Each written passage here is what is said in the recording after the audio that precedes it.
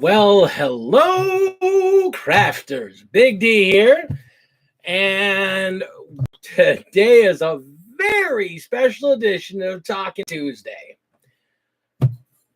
I managed to score with a very good friend of mine. Hello, Commodore. Let's dust this camera a little bit here. Yeah. No, not too much. Too much D. All right, let's try this again. I managed, a friend of mine runs a gaming store, and he received the store copy of Cursed City. So he's commissioned me to build it for him, and he's not in a rush to get it back. So he's like, dude, take it, go unbox it, put it on your channel, and do whatever, man. And then when you get your copy that you bought, come on and give it to me. You can give me that one after you build it. So I got to thank him. I don't want to say the name right now, only because I don't know if he's breaking any rules, and I don't want to get him in any trouble for giving me a box set this early on. Admittedly, it's not technically my box set. It's his box set. I've simply been commissioned by the store to assemble it for him. But I got Cursed City. All right. So Cursed City, we will be getting Cursed City. I promise we're getting the Cursed City, but we're not going to change our standard format. So Talkin Tuesday. Let's talk about what's on the bench. Well, let's start off with, if you saw my Instagram post or you saw the video I did on Sunday, I have started a massive terrain project. Now, I'm not going to bring the other stuff that I've already got base coated and sitting in the other room, but understand this is about 2 tables worth of terrain realistically. What it is, he's got 2 sets of the kill team box that had the little bunker and the what do you call it? The trenches. At least that's what it looks like. It's the parts to me. That's the way I recognize it. He's got 2 Imperial Bastions. He's got a Pharatonic Shrine, or whatever the heck it's called, a Forge Shrine, the one that you're supposed to be able to use with the Knights as a rebuilding station. And then he got another bigger shrine that he came with the Renegades box set. So we got all that. And he also had 1 set of the Cathedral Core set from Archon Miniatures. Now, those you have the option of building as either a just build them as pieces, and then you can use the pegs to put them together and take them apart and use them modularly, or you can build them into an actual objects and then just glue them and be done. I asked him what he wanted. He specifically is like, dude, just give me the just make me some buildings. So I want to actually kind of show these off because I'm kind of proud, because they're basically modular objects that I built into buildings that have lots of playability, but will also look good on the table. My man Greg, everyone here is great. Lady D's not with us tonight because she's got a nasty head cold. It's not COVID, but it's got her bedridden. She's just wrecked. So, but otherwise we're all good. So let me quick show you the pieces I've built for him. So I started off with this Techno Shrine. So it's a nice 1 big corner and 2 small corners. So basically a triangle building. And there's a lot of like statues of techno dudes, and there's some nodules in there. And I made it look like there was going to be buttresses, but they don't actually have enough pieces to do multiple buttresses. So I took the extra rampart pieces and I snapped them off and broke them so they look, like there were pillars there at one point. And there's also a bit of floor, so you can put some guys on here. So it's a nice piece of blocking terrain, but you can also get on top and do some shooting. Put some gargoyles on some pieces there. I love this modular set. It's really good. So I built 1 piece static, and then I wanted to build a chapel that had some height to it, so you could like stick some snipers or some guys up on it. So it's like a ruined chapel where one wall has been completely decimated out, but there's still a place up there to stick some guys. They're out in the open, but they're there. And then there's a sniper stand here, and then big statue of the Honor Messiah, and some other wrecks and ruin pieces. I actually need to go back in there because there's a few open pegs on one side of the wall here, and I want to throw some things in those pegs to fill them up. But this chapel, nice and solid. And I've used some of the pieces that they throw in for ground cover and ground scatter, and I'm actually gluing them into places to make them nice, solid-looking masses. So this will be a nice piece. You've got a nice part of a church, and now you've got a chapel over here. And then another ruined, because it's all very it's called the cathedral, so it's kind of a chapel piece. And again, a piece of floorboard. I ripped up some floor pieces to rip up the end there to kind of match what's going on over here. And I kept reusing this motif with lion heads in places here. So they're all over the gargoyles, all these lion head looking pieces.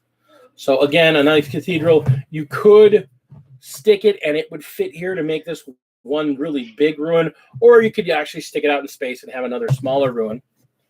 And then lastly, I took a bunch of scrap pieces and put together basically a cobbled together and technoed together way station.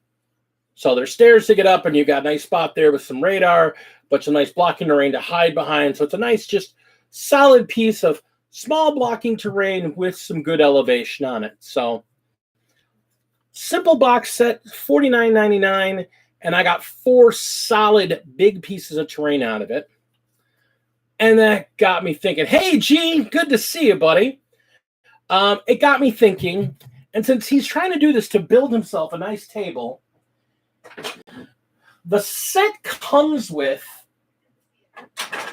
a bunch of standalone pieces that are kind of techno and kind of neat looking.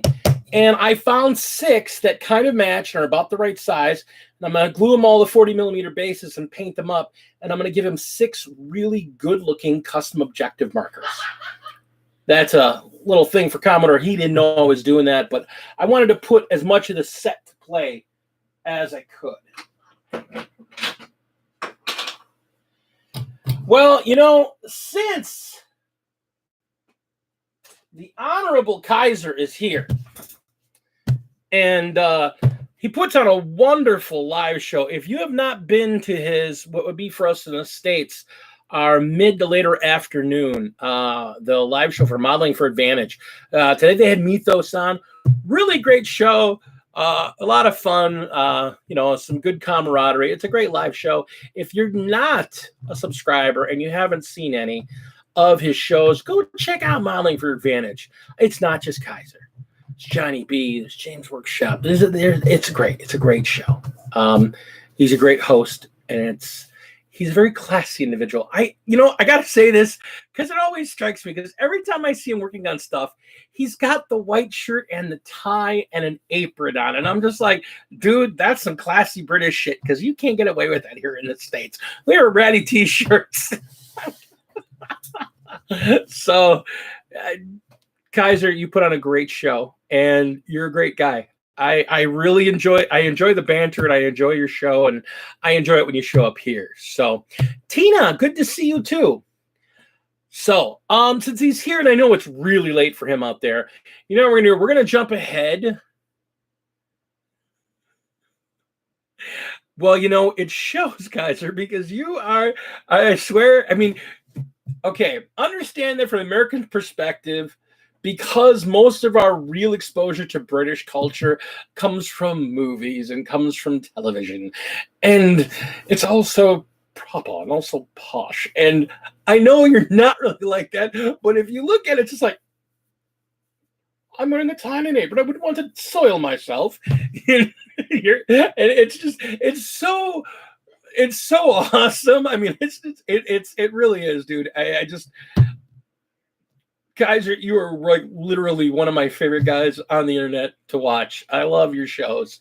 Whether it is you're gaming or you're doing your battle reports or you're just talking about hobby and whatnot, your live shows are great.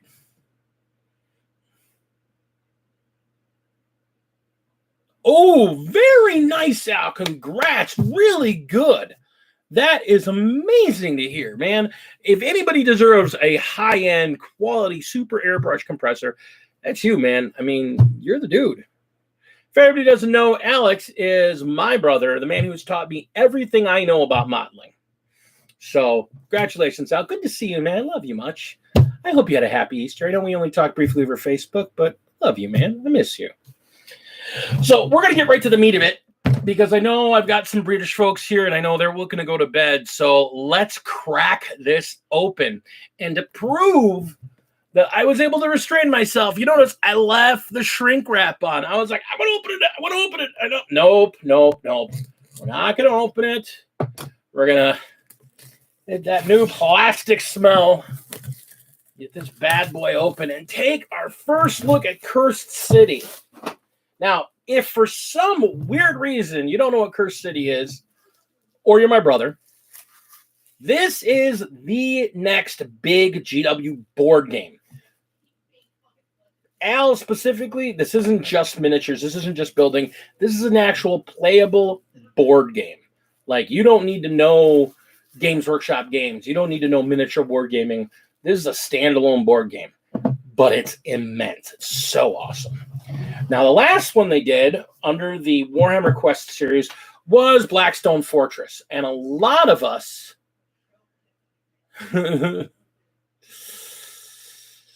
Oh, yeah, no, I bought it. Yeah, I bought this thing. So, the last one was Blackstone Fortress. And a lot of people didn't realize at the time that it was a limited release. So when you started not being able to get some of the expansions, it got a lot of people a little upset. And it really upset me because I wanted to get into Blackstone Fortress, but I couldn't get like half the expansions. So I'm like, oh, okay. When the next one comes out, we're going to get it. Okay, first off, I just want to talk about, I'm a board game aficionado. I'm a board game aficionado. I love board games. I have a shelf of them you guys can't see over here. Just a quick rattle off. Axis and Allies D-Day, Risk 24, whatever that, 20-something, Acquire, Fortress America, Scotland Yard, Dead of Winter, Terraforming Mars, Wingspan, Cosmic Encounters, Supremacy. Those are the ones I could just see without wearing my glasses. I mean, I'm a board game nerd. I love board games. Talking as a board game nerd, and you guys who have bought other box sets from them, this just straight off the bat, the box is heavy. This is a lot thicker than a normal box set. They recognize that a board game goes through a beating. So this box is heavy. This is thick. It's thick. All right. Let's talk more unboxing. All right. So let's start off with, let's get with these little ones here.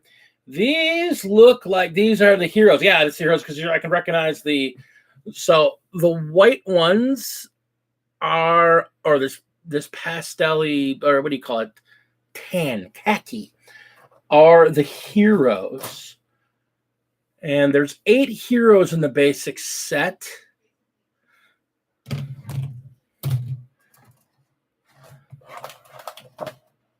Oh my.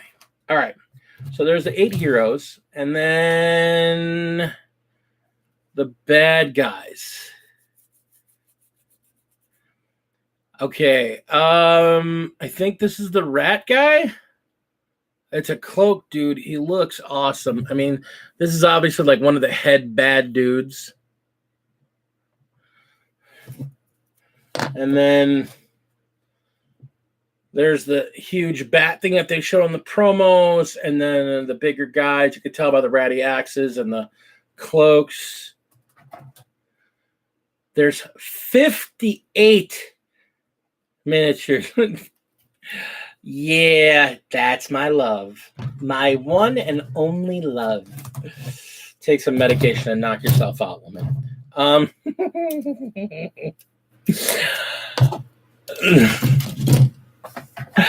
So 3 sprues and a single hero sprue. 3 sprues of the bad guys. There's a total of 58 figures in this box. So comparable with like the bigger starter sets. I mean, it's 60 figures and they're nice. They're not little bitty figures. And of course,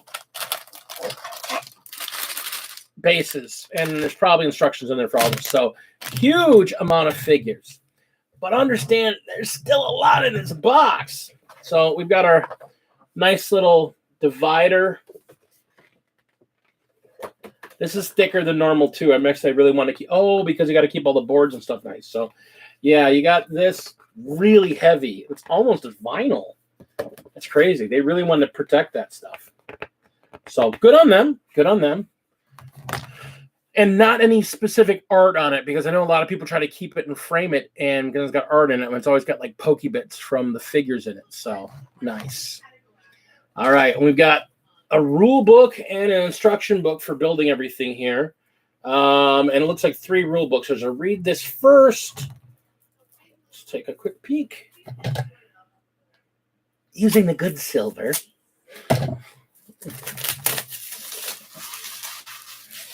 All right. So we've got the basic rule book, which explains the how-to, which once this is all built, there will be a series of how to play Cursed Cities and some playthroughs on our channel, starring me, Lady D, the Commodore, Plague Child, and Flight of the Phoenix. We're gonna play some. So look forward to that. That'll be real soon. These might just be primed and zenithalled, and we'll start playing. So we'll see on that. And there's a quest book. Now, I understand in the game there's different quests, so the game is very, very, very multi-playable, and they're going to have more quests and whatnot in the website. So you're going to have quests in here that are replayable because there's no secrets to them, and different things can have different events play. So quests to make the game more variable.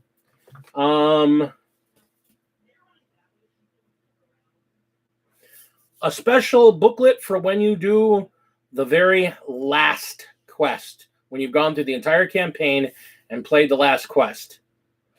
I'm going to honor this, and I'm not going to open it. Now, here's the really interesting part. We've got our instructions, but the really interesting thing is, if you're an Age of Sigmar player, every last figure in here is usable in Age of Sigmar. So just a quick go through.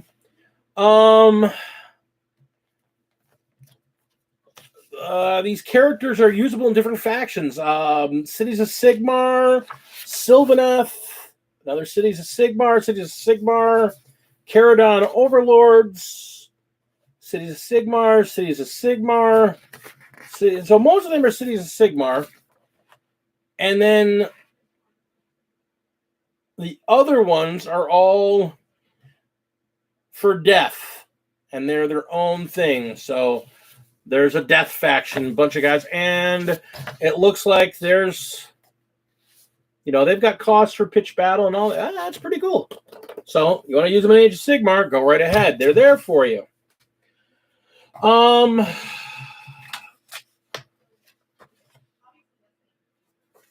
piece of errata right in the box. Hey, they're patching it. They're not waiting for the website. There's a patch in the box saying, hey, we screwed up these instructions. Watch these instead. So if you're getting it, watch for this. It's important. A little advert for the novel. Big bag of dice with all the other special dice that go in there. And then a bunch of cards. Obviously, you're going to need these cards for playing the game. It looks like it's character profile cards. And then, let's take a look here. We've got, I'm guessing these are some type of equipment cards, probably like treasures, ability cards, secrets, and profile cards. A big base, which I'm guessing is probably for that giant bat thing.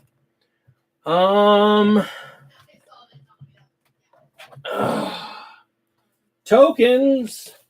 Oh, and that's the thing. This whole board is, keep in mind that all the boards are they're panels. They're little pieces that you set up depending on what mission you take. Plus there's tokens. And there's looks like 5 sheets of different tokens and sheets. And then they did the nice thing and they included little baggies for everything in here. Man, I mean, again, nice heavy. I mean, GW is not known for being cheap. They're you know, they're a quality product, so they have standards to keep. Let's take a peek. I'm kind of terrified to open this up because I know they're going to end up everywhere, but I want to see this. It's an unboxing. Let's get it open.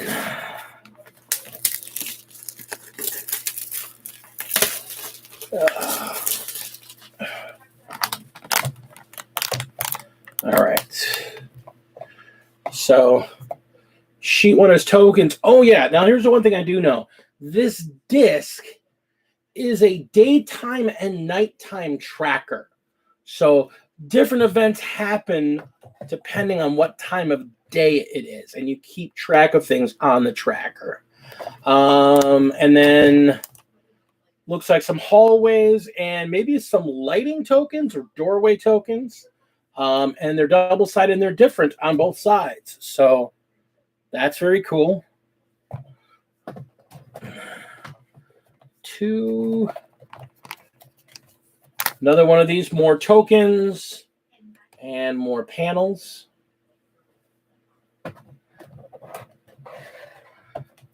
And 3. Oh, there's more. And 5. It is 5. Okay. And then that was the one we saw before. So, wow. That is a beefy looking game. Yeah, I mean they're glossy, but they're not like ultra glossy. They're almost, well, I mean, you can see here, you can see them pretty well. They're not too bad as long as I don't have lights directly shining straight down. As long as I keep them lit from a side and kind of flood all around, it should be good. Flight of the Phoenix is a professional photographer. When we set up the games of this, because like I said, I was talking about this last week. I want to try some new things with the channel. I want to try doing more in the way of teaching and playing games. So I bought some extra lights. I'm going to have her give me some ideas and show me how to set them up to my best advantage. And we're going to hopefully, if everything goes right, we're going to start seeing some more 40K here. 9th edition, the Superior Edition. It's a little jibe at the conversation that happened on Modeling for Advantage today. Because 9th edition is the best edition. But yeah, there's plenty of room in the box. They're not too shiny. You're right. They're really not. I mean, they're glossy, but they should be all right. And as long as they don't have me there eating Cheetos and spilling soda, they'll be fine. So we'll get that going. But yeah, Lady D and I have been talking about this because I was in a really bad funk for a bit there. Admittedly, I was kind of about a lot of things. And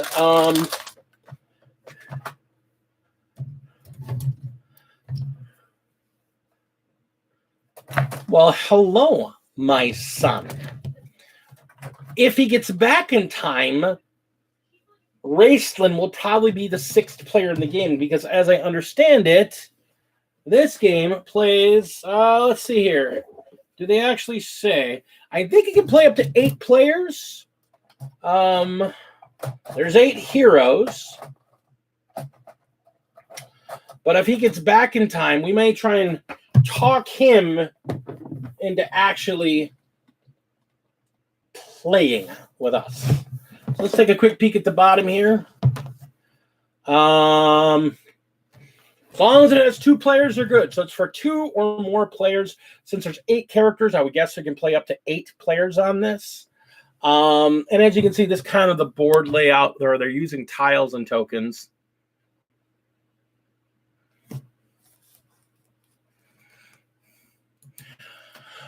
Well, I'll have to look, Kami, because it says here number of players 2 or more. So we'll see. And a game session is about 2 to 3 hours. So we'll probably play it and then edit it down because I don't think we're going to live stream a 3-hour game of, well, I'm going to roll some dice. I'm going to roll some dice. I'm going to roll some dice.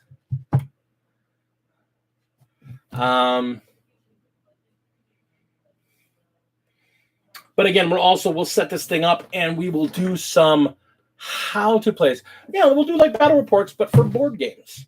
I mean, we're already talking about doing it. I want to do the games that inspire these Warhammer Quest games, in my opinion. I could be wrong, but Hero Quest, we want to eventually, I'm going to have the 3D printer fired up real soon and printing the stuff for the rest of my set so I can actually sit down with a board and play Hero Quest on camera, which will be fun.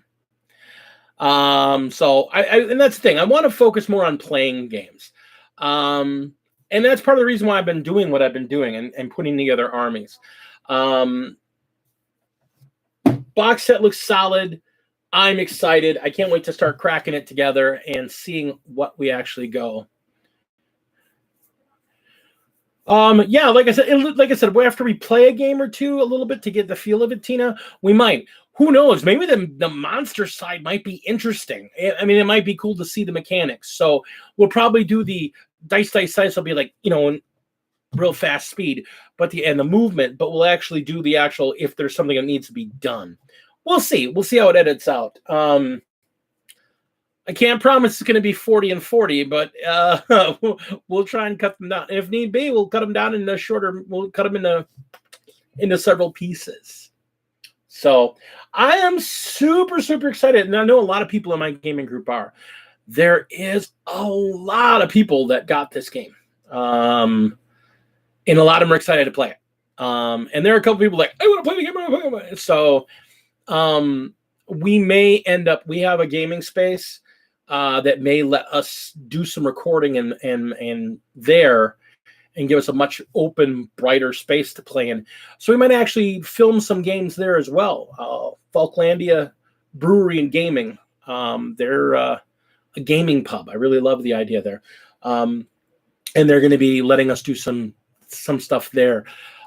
Speaking of which, right now they're doing a test run for a small COVID-friendly tournament in May.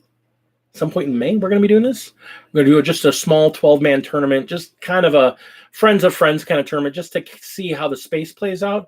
And then if we can get it working, we're probably going to try and do an actual 16 or 24 player tournament sometime in June, which I'm excited about as well. It's just soda.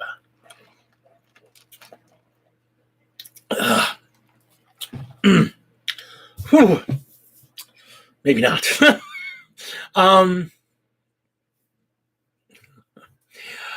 So yeah, that's Cursed City. So what are your thoughts? I'd love to hear your thoughts below once this goes to the archive. I'd love to get your thoughts below, what you think of Cursed City and what you're hoping to get out of Cursed City. Considering you only need 2 people to play, you only need 2 people to play. I mean, you and a roommate, you and a wife, not my wife, but you and a wife can play. It should be good. It should be a good game.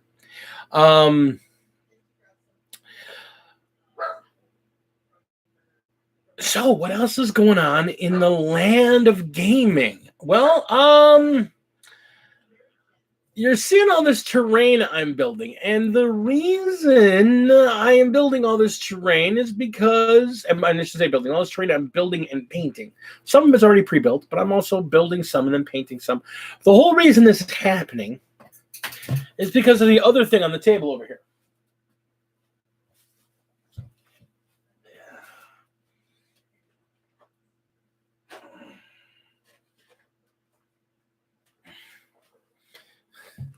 Big D has entered the greater good.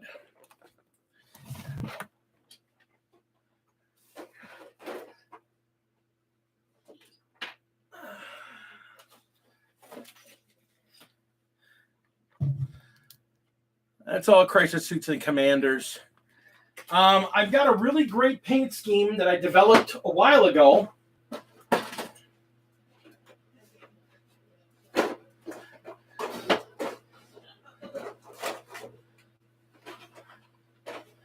It's not Vorla, but it is a base coat of white. Now, I don't know what the previous owner base coated these in, but these sat in stripper for 4.5 hours. 4 and oh my gosh, Buff, I'm so sorry. Dude, that sucks. These sat in stripper for 4.5 hours. Do you see the color of red they are? This is after sitting and stripping and scrubbing. They're that color red. I gotta know, Commodore, what the hell did you use to paint these things with? Because my stuff that strips enamel didn't unred these things. So,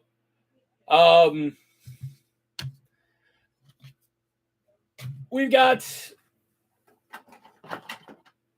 a good-sized big boy army. I was thinking I was going to need some more stuff, and I realized, because I don't want the Lord of War. I was thinking that was the guy I thought I needed. No, these are the ones I wanted, the Riptide. And I don't need a third one. So I've got, of the big guys, I've got pretty much everything I need. I want to get some tanks. Then you know what? I think that red spray actually stained the freaking plastic.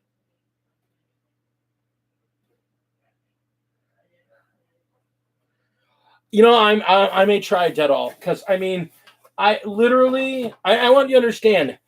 I used the stuff that Big Al told me to use.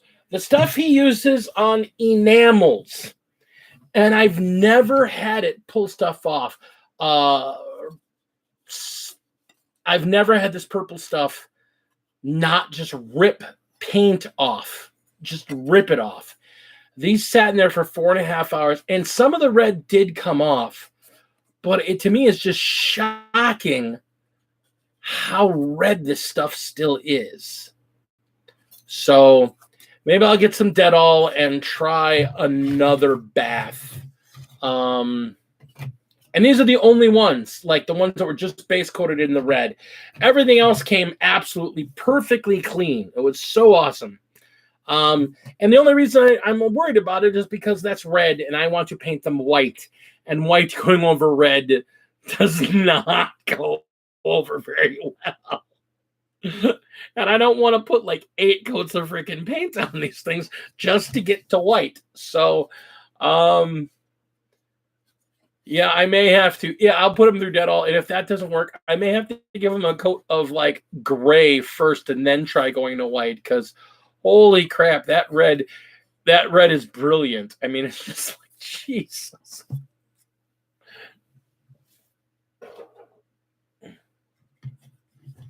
Yeah, no, I went to, I'll show you. I'm not going to get up and get it. It's over on the other side of the table. I went to AutoZone and I got the 1 gallon stuff. And yeah, I mean, I opened it up and I'm like, oh God, this is really strong. And I soaked it for like 4.5 hours, and everything else that was in the vat, I was picking it up and shaking it, and the paint was just falling off of it. And I took these out. They're like, hi, we're red. Screw you. We're red.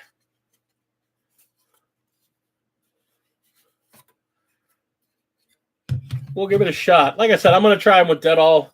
I don't know. I might get another vat of the even. I was told there's stuff that's even stronger than Super Clean. That there's this stuff called Purple Power that's apparently even stronger. And the guy at the shop said this stuff, Super Clean you should probably use gloves with. This Purple Power, you better use gloves because the main ingredient, the main stripping ingredient in it. Yeah, and if I was playing him in red, if I was doing Farsight Enclaves, I'd be so happy. But I'm not. I'm doing a custom paint scheme. They're going to end up being a smoke gray. And what I do is I start at white and I coat it back because I give them a heavy wash in black or in Nuln Oil. Hey, sweetheart. So yeah, the whole thing is that I can't coat them in white, and then I start washing them in a couple coats of Nuln Oil, and then I use some Uthien Gray and bring the color back up some with them. And then I'll use some oil washes around vents and jets and stuff. And then I'm going to do highlighting colors on them and markings in them in moot green and what do you call it? Gene Stealer purple. Oh, they are. Okay, and you're the man. I trust you on that one. Primer in black, then gray, finally your base coat. Nothing can bleed through back. You got it, Al. If I can't get them cleaner than that, that is what I will end up doing. Thank you. Again, this man, I am 50 years old, and this man is still just wisdom. Give me some wisdom, boy. Appreciate you, Al. So yeah, I mean, I got this huge towel army now that I'm starting to work on, but I basically got them base coated the white, and then they're setting aside because I got to get this terrain done first. And just like I said, what's there, and the terrain that was in my Instagram, that's about, I want to say that's a little bit over half, maybe 2/3. I got another box of terrain over there that's still got to be base coated. So we'll get there. In the midst of it, because this is also commissioned, I got to get these built up to get them to the store owner, as is his coffee, technically. And he doesn't need them painted, but I think I'm at least gonna base coat them in something just so people can tell the difference between the heroes and the bad guys. Like, give the bad guys a coat of like Wraithbone, and give the good guys like a coat of Zenithal of black and gray and white. Just so you can see who they are.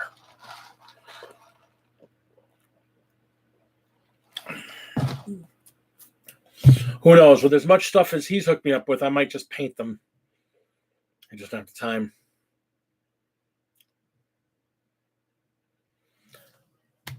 Kaiser, as always, a great honor. Thank you so much, sir. You have a wonderful evening. Get some sleep. All right, so what else is going on in the world of Warhammer? Well, had some time to review the Drukhari rules with them getting their new set of rules about a week and a half ago. And holy crap, they are good. Wowzers. I mean, if you've been watching, if you don't watch Auspex Tactics and you want to be a better player and understand tactics with 40K, what are you doing with your life? You need to be watching Auspex Tactics. Great channel. Just he's funny, he's very dry, but he's also got some very great insight, and he's very, very informative with his videos. He breaks things down. He does a couple a week, and he's done a couple of them so far for the Drukhari.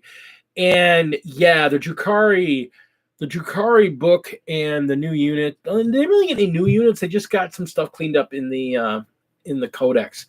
Drazar, Master of Blades, is an absolute house. Incubi are nothing to mess around with. And he actually released a video today. I haven't even had a chance to watch yet. But he released a video today about playing Kabbalites and some of the Kabbalite specific tactics. But right after the thing dropped, he did a series of videos. He did one talking about just what are the biggest gotchas that they have now. And when you look at the Drukhari, being able to drop a single dude that can, in one round, take out any Space Marine Primaris vehicle in the game, pretty much. Just whack, whack, whack, get out my face. Yeah. Wow. And that's not even a named character. That's literally there's a fighty Archon build that he's dishing like 18 wounds in one combat round. A little Hesperax is an absolute chaff killer. She will walk up to a squad of Space Marines. She can walk up to a 10-man squad of intercessors and kill them. Oh, look, you're dead.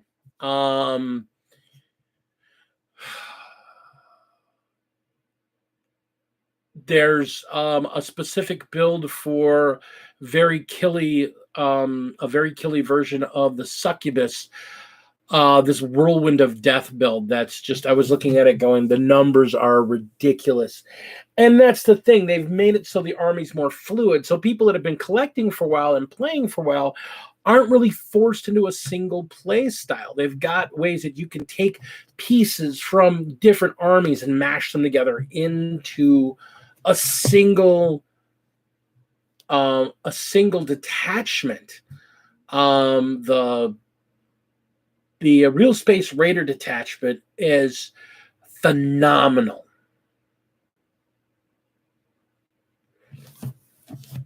Unfortunately, Antonio, you did. But I can honestly say I don't have a lot to talk about tonight, so I'm probably going to pop it back open again in a couple minutes because, I mean, I want to look at that stuff again. It's just so nice. And there were a couple people that missed it, and that's okay. We'll pop it back open and take a peek at it again. Although for you, I need to think about it. So yeah, the Drukhari, like I said, after a week and a half of just going over the rule book, they are something else. I mean, the ability to take what in the rules? I think in a 2,000 point game, you can have 4 detachments or 5 detachments. If you take all patrol detachments, you don't spend any CP for your detachments. You can take that Real Space Raider detachments and you can stick witches in with your Kabbalah and with your guild, your homunculus guild dudes. Put them all in there together. And as long as there's one of each of the HQs and one of each of the troops, you're good. Everybody's okay, which is just crazy because their abilities change a little bit. Normally an Archon only lets his Kabbalites do his rerolls, but now everybody in the Real Space Raid can do their rerolls. I think in competitive play, you're going to see a lot more Drukhari showing up in the games. Their new rules are really good. They're very fast. They hit really hard, and then they get the hell out of dodge. They've got a 1 point. They've got a 1 point stratagem. I think it's specifically for the witches, where if they're within, I think 3 inches or 4 inches of their transport after combat, they do their attacks. They go whoop whoop whoop and get back into their thing and fly away. And it's like, wait a minute, where'd you go? They can just run away from you. The hell, man. But if you try to run away from them, you can't. And they can spend CP to make you take a whole lot of wounds for trying even. It's nasty. They're nasty. Drakari are going to be nasty. Considering they now have a stratagem to let poison weapons do damage to vehicles. They're going to be good. So there's that. This coming week, there's a whole lot of stuff coming out. The much anticipated Giganto Titan. I don't know what he's called. He's just huge. He's just monstrous for a game that's about figures as big. But for Titanicus, the Giganto Titan, whatever he is coming out. And they're doing a Battle Force box, which is going to have a Warlord, a Reaver, and 2 Warhounds. Or it might be 2 Reavers and 2 Warhounds, but it's like $180. It's well worth it. If you've been thinking about Titanicus, this is a good time to get in. I know I've been thinking about it, but Cursed City kind of knocked me out of there, so we'll see. I'm really interested in it because from what I was finally sat down and explained a little bit about how it plays, and it's basically a ship game. You're basically playing, it's a fleet ship game, but on land walking. So that sounds pretty amazing to me. I love ships. I love ships. I love ship fighting. I love ship combat. So, did I get the book? I did not get the book, Antonio. I did not get the book. I thought about it, but I'm like, if it's just for a single data card, to be blunt, if it's just for a single data card, I'm sure I will be able to find a downloadable version of that single data card online so somebody can play that other guy. If it comes with a deck of cards or something specific for him, because I don't know gameplay yet, then I don't know. And if I can't get it, then I can't get it, and I'll move on.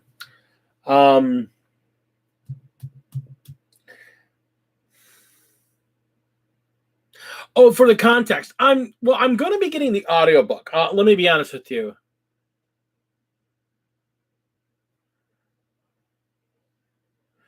I'm going to get the audiobook. I don't think the audiobook comes with the card. So, yeah. I'm going to be reading the heck out the lore and everything they put on the website, but I haven't had a lot of time for reading lately. So if I can get it on audiobook and play it in the car while I'm driving to and from work, I definitely will. Otherwise, Antonio, you're going to have to come play with us, and you're going to be the leader. So that's the rules now. Antonio's the leader. So yeah, I mean, again, oh god, box is so heavy.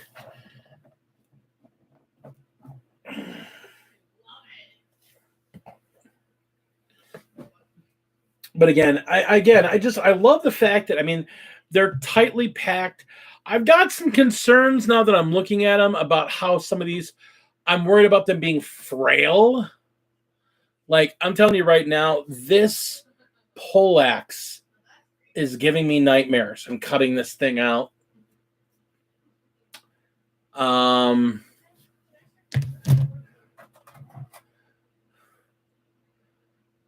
The rest of them look pretty good.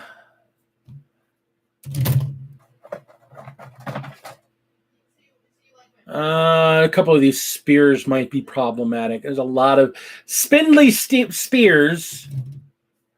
And then, like I said, I'm guessing this is the big guy.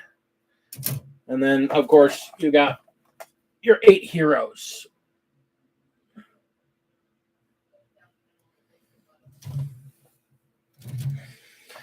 Oh, this is the shocking thing. This is heavier than normal. I've got a bunch of these, and this is a lot heavier. It's not, but it almost feels like vinyl. It's super thick. Like,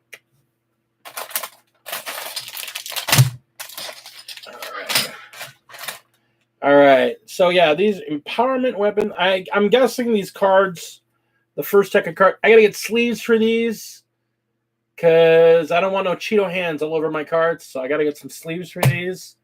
I'm assuming I'll have to sleeve them in different ways. You know, let's take a look at these character cards.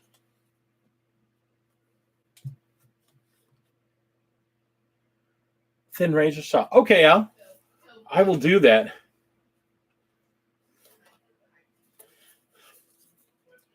All right. So some sort of tracking card. And then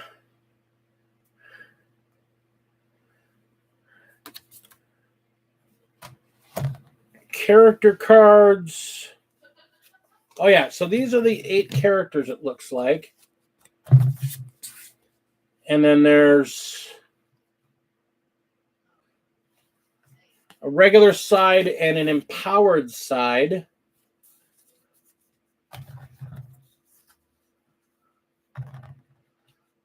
Okay. Well, I will stop by Happy Hobby then on the way home because they're right by my way home. And then these are the bad dudes. You got Ulfenwatch, Bat Swarms. I like the fact that they got double-sided because it looks like they're... Oh, yeah, so they're one side is normal and then one side is empowered. Deadwalker Zombies, Verkos Bloodborne, Kosargi Night Guard, Varskir's the giant bat thing. Watch Captain Halgrim. God, this is just a beautiful looking figure. Look at that figure. Targillis the Chamberlain.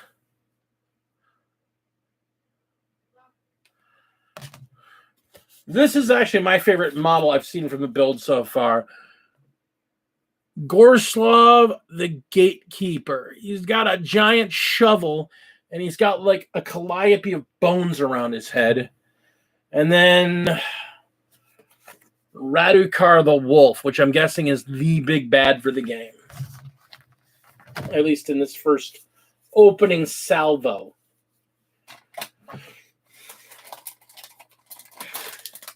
And then again, yeah, some trait cards. And then, again, I have to go through the rule book to find out what these are because these just have markers on them. But they have a random back, so I'm assuming there's some import to the way they are.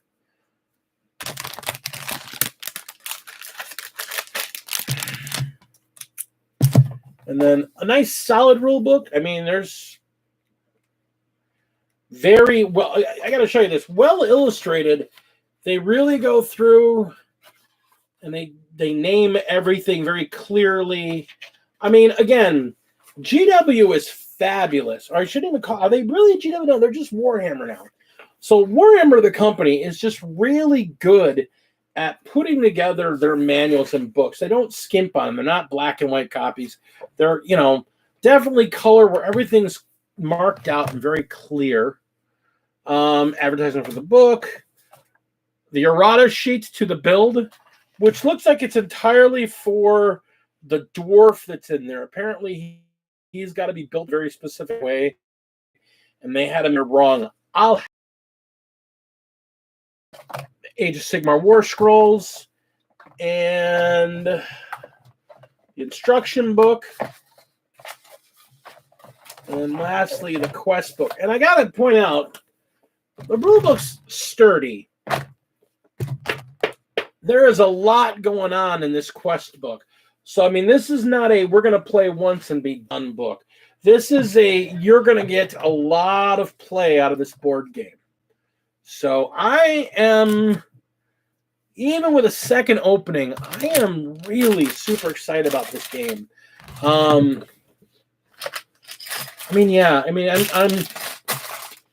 stupidly excited. I'll be honest, and I can admit I'm wrong. When they first talked about this game, I was really hyped. And then they talked about the price tag on it, and I was like, $200 for a board game. I mean, I buy expensive board games, and they're $125. This is $200. GW is quality. And I know there are certain people who I am friends with in the community who do not share would call me a fanboy. Let's just put it that way. They would call me a fanboy for me defending some of the price differences. When I first heard the original price, which was incorrect, but when they first started talking about this box set, Blackjack Legacy had a video where he was talking about that he was getting solid rumors that this box was going to be $300. And we were just like, are you kidding me?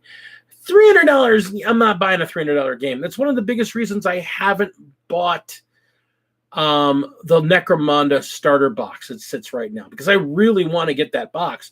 But at $300, I'm just like, I can't justify it. I want to play Necromunda, but I can't justify dropping $300 in one sitting on a box that's mostly terrain that I plan on building myself. So I just get the main rule book or something. But I mean, I found it online for cheaper, and I'm still kind of hemming and hawing about it. Maybe when I get my taxes back, I'll think about it.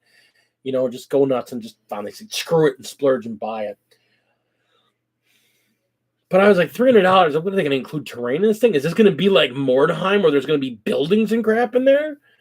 And there's not. And it was $200. And $200 was like, okay, that's not so bad. Blackstone Fortress was $160, $170. So I knew it was going to be more than a regular board game.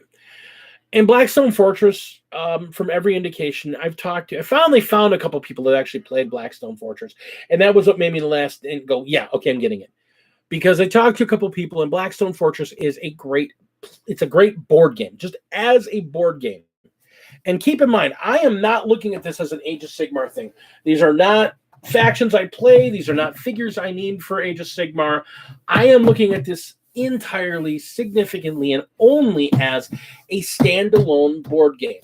There will be expansions that come out, and I will be getting all of them, and I will focus on this as a board game. And as a board game, the Warhammer Quest series of games have gotten a lot of really good reviews and a lot of really good replayability. And I talked to a couple people that I know that I respect their opinion of games that have actually played Blackstone Fortress. And it was an enjoyable game. And this has the exact same mechanics. It's just new setting, new types of abilities, it's different. It's the same mechanics, but it's a different game. So if that makes any sense, you know what I mean? So learning how to play it, if you already play Blackstone Fortress, it shouldn't be hard to learn how to play the game. But they've said Blackstone Fortress was a really great game with a lot of replayability. And for me, that's king. One of the reasons, there's a couple games I really like that I don't play anymore because I've played them so many times that there's really not a lot of replayability for them. Perfect example, one of my early games I used to love, Axis and Allies. There's just once you've played that game, 50, 60, 70 times, you already know every scenario that it can be tried. There's only a couple winning type strategies in that game, and there's only a couple real gambits in the game. And other than that, you're basically hoping for either lucky die rolls or that's it. So there's not a lot of chance in there. And so I don't play it anymore. One of the reasons I'm going to play Cosmic Encounter again is I've got a lot of people that I know have heard of the game because it's an old game, very fun, but they've never played it before. And every game's very different because every player gets to break one of the basic rules of the game. That's the basic kind of state of the game. You get a person that you represent, a race you represent in this space game, and there's basic rules to the game, and every race gets to break one of the rules in one way, and they're all very different, and you play the game a little different. So, and there's like 50 or 60 races to start off with. So, and there's been a couple expansions. So I think there's like a couple hundred races at this point. So there's a lot of different ways you can end up, and who knows what race you end up with and whoever else. So there's the replayability there. This is the same thing. If you're playing 4 people and there's 8 heroes, well, obviously, how many permutations of guys can you play? Different guys have different abilities. Different people play differently. Different people react differently. Replayability. There's a lot of different quests. And some of them have random triggered events. And sometimes they'll trigger and sometimes they won't. If they don't trigger, they do trigger. It'll change the play of the game. Replayability. And that was the big thing about the game, was about the replayability. And then they add in expansions, which add pieces to the game, that add additional quirks to the game. So I have to actually sit down and build the figures and roll the dice to give you an honest and complete review. But at this point, I've heard from enough people that play board games that I respect, and I've played board games with, and I know how they and I agree or disagree on certain topics. And the Warhammer Quest series of games are good games. So if you can find a copy, because they're a limited run, if you can find a copy and you don't have a copy and you want a good board game you're going to get a lot of playtime out of, this is it. It's $200 USD, unless you can get it like on Amazon or get like a discount or something, but it's $200. So there's that. And you're going to have to build the figures. It's not like Monopoly. You take the figures out of the box, and there you go. You got to build the dudes. So you don't got to paint them, but you at least got to build them. So I'm a fan. Antonio, the conversation you and I had about it. Yeah, I'm all in.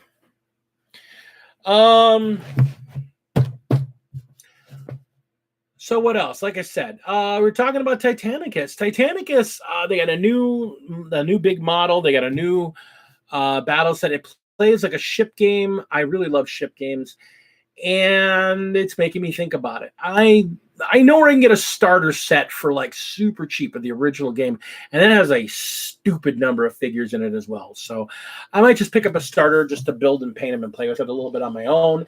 And I know of at least 2 other people that play now. So I could maybe get some games going. When I played Battlefleet Gothic, I knew one other person that played, and we played it every chance we got. Battlefleet Gothic, to date, to me, has been their best game they've ever done. Their best standalone game. Battlefleet Gothic was just amazing. Ship-to-ship combat, I don't think anybody did it better. I mean, I've played Starfleet battles. I played I've played like 5 or 6 different spaceship combat games. And honestly, as good as a bunch of them were, Battlefleet Gothic was the best starship combat game I've ever played. So it'll be interesting to see Titanicus. I'm definitely interested in getting that game and trying it out. In a starter set, if nothing else. I got some cool figures that I can paint up and decorate with.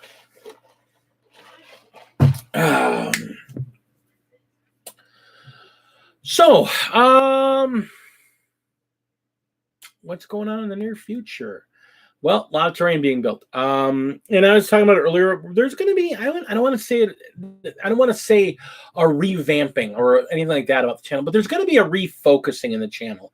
I really want to focus more on the gameplay and the social aspects of the game. I'm still going to do tutorials. But I think I can come out with a bit more content if I focus more on the game.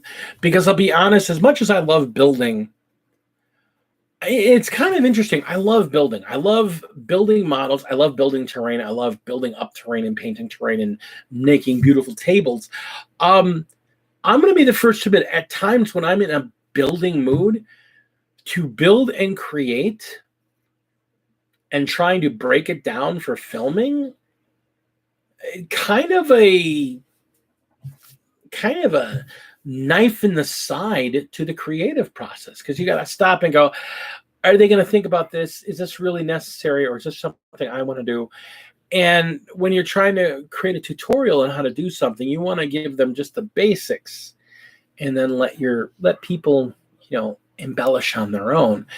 And I think a couple of my builds, I so focus on some of the embellishments that it makes my videos a bit long. And I think that's part of the issue.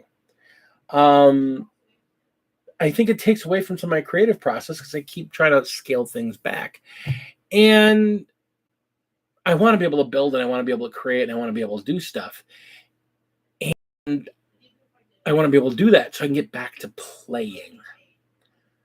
I have never been happier playing games than I have over the last few months.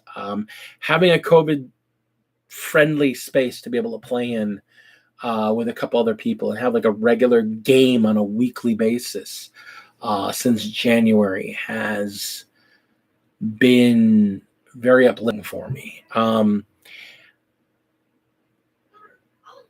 I know some of you know about some of the things I struggle with, and having people I can commiserate with and be silly with and, roll dice with and blow things up with and have my stuff blown up with takes my mind.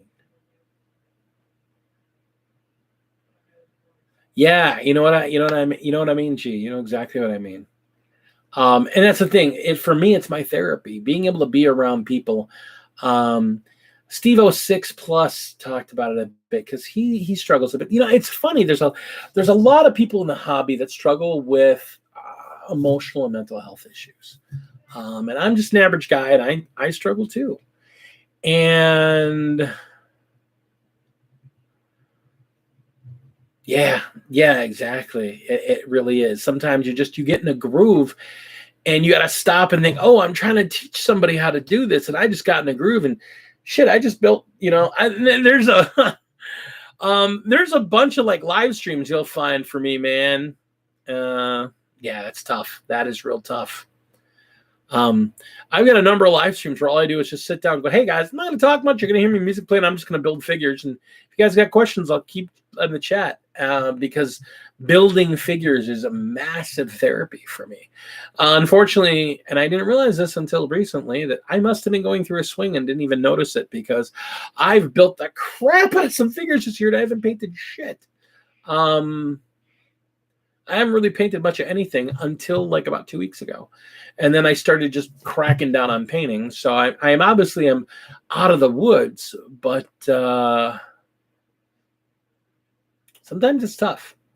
And the hobby is one of my ways of dealing with it. Building or painting, creating, being around people and rolling dice and just getting the endorphins of being around people and talking to people and interacting with people. It helps. It helps, and it's funny to think about it like that. But like last week, we were doing the thing, and I had to stop in the middle of one of my games and walk over and just let Ben and Tina know that I saw them there, and I just wanted to say hi because to me, Ben and Tina, and two of the people that are regulars in the show here on Tuesdays, they are they're so non-assuming. They're just they're just there. They're just there to hang out and be cool with people. And just their presence, they're very calming to me. I really, when I'm around them, I honestly, and this is going to be a little weird to admit, when I'm around the two of them, a lot of my anxiety melts away. There's something very comforting about just being around them and hanging out with them. I love playing games with them. And even not even just playing games. Just there are times before COVID, when we would sit at the painting bench and the building bench at the shop, and I'd just be near them when we'd just be chatting while we're doing stuff. And there's just something very calming about their presence. Yeah, and that's the honest truth there. That's the honest truth. There is that sometimes crafting is a way out of that hole, and you can't let it consume you. I realized that actually today. Like I said, I hadn't realized I had fallen down a hole about the last 2 weeks, and I realized it today because I don't know if you guys have noticed. I noticed in my videos, it's like the area and the space around me has gotten really messy and messy and messy and messier and messier. And oh my God, what am I doing here? And I had just piles of junk and just let it pile up around me and just let the junk compile on the desk and compile around me and underneath, just completely scattered. And I just had stuff shoved everywhere with no rhyme or reason where anything was. And it was like, I realized when I started cleaning today before the show, it's like, wow, I must have been pretty far gone. I didn't even realize how far gone I had been, because I wouldn't say I'm tidy. I'm a slob. Lady D will tell you I'm a bit of a slob, but I'm an organized slob. Like, I know where I can go. What's that pile over there? Oh, that pile is this, and this, and they're going to be in this order here. And what's it over there? That's this. I've got them there for a reason. I got to sort through them, but that's what's there. And I was pulling boxes like, what the hell is all this? Jeez, it's just junk thrown in a box together. And yeah, so I had fallen down a little bit, and I'm better now. Obviously, I'm much better now. But I realize that a big part of that is playing and being around people. I've had pretty good games the last couple of weeks. I actually had 2 games, 2,000 point 9th edition games last Saturday. I got my ass handed to me by Necrons, and then I had a very brutal tie or draw against demons with my Custodes, and that was brutal. I mean, there's just bodies everywhere. It's just, the amount of carnage in that game was just brutal. It's great. But playing against possibly one of the best players I know, so it was a good game. So, all right, we are coming to the close.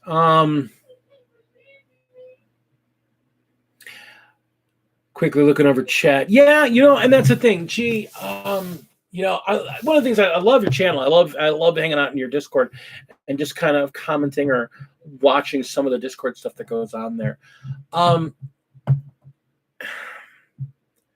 forget where I read it, but there's a quote by somebody that all art originates in fear, pain, or doubt.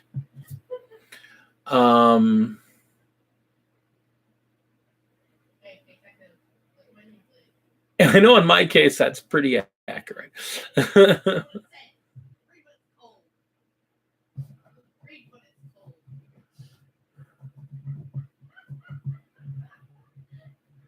Yeah, you're darn right, Al. I mean, and that's absolutely it. That's one of the reasons it's actually one of the big reasons I started doing my building online, like doing the live streams while I'm building and talking about it. And one of the reasons I started really sharing stuff on Instagram was to just start those conversations and to share it with people, talk with people.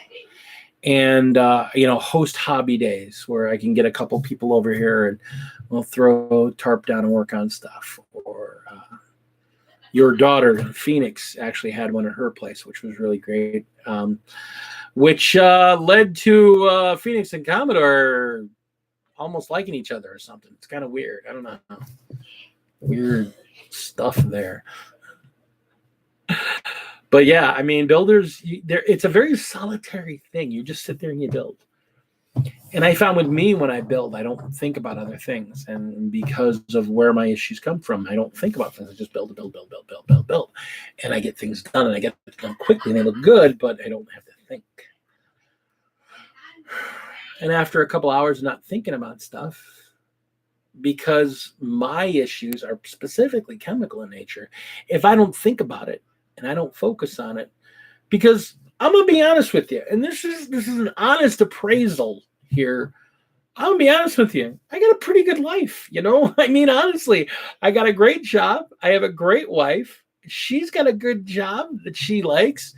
I have basically my health. I'm fat, but I have my health, and I'm trying to get less fat and get more health mixed in there.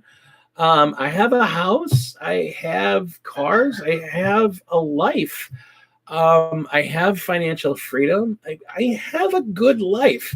So when I get in my dark and depressing places, I have to remind myself that, yeah, that's chemical. There's not something wrong. The world's not screwed up. It's just stupid chemical crap. I'm okay. I'm okay. I'm actually in a really good place. And that's the most terrifying thing about depression and about those kind of issues, because you can be the happiest person in the world, or at least have every reason for everything to be good, and yet it still eats at you. And nobody understands why. So, well, you're so rich, you were so happy, you were so successful. Why? What does it got to be depressed about it? It's not what it's about. It's a thing. It's just a thing. It's a great big thing. And I find a lot of people in our hobby use the hobby and the social interactions in our hobby to hide that. And I'm just thankful to be part of a community that comes together and tries to support each other. We share each other's art. We share each other's passions. We talk smack and be silly with each other because we know we care about each other and just want to share the love. I'll be honest, I give the most crap to the people I love the most. And that should tell you something, Commodore. Because, I mean, you know, other than probably my actual brother in blood, you are probably the next person I am the most close with in the world, other than my wife. So you got to keep moving forward. One day after the next, one foot after the other. And you stop moving, you know, that's when it ends. And much love to you. Much love to all of you out there. You know, treat each other with love. Treat everybody with love. Just, there is no reason to not spread love, my man. Money doesn't equate happiness. But I'll tell you what, if I have enough money, I can buy enough happiness. I'm not going to lie. I am not going to lie here.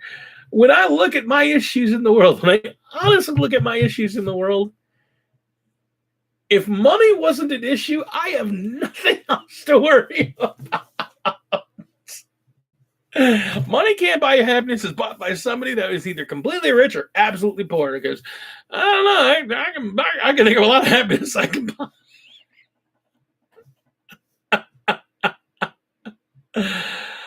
Oh, all right. Big love to all of you out there. All right, so let's break it down as we come to the 9 o'clock hour. Damn straight, Al. Let me take these $100 bills and wipe my tears.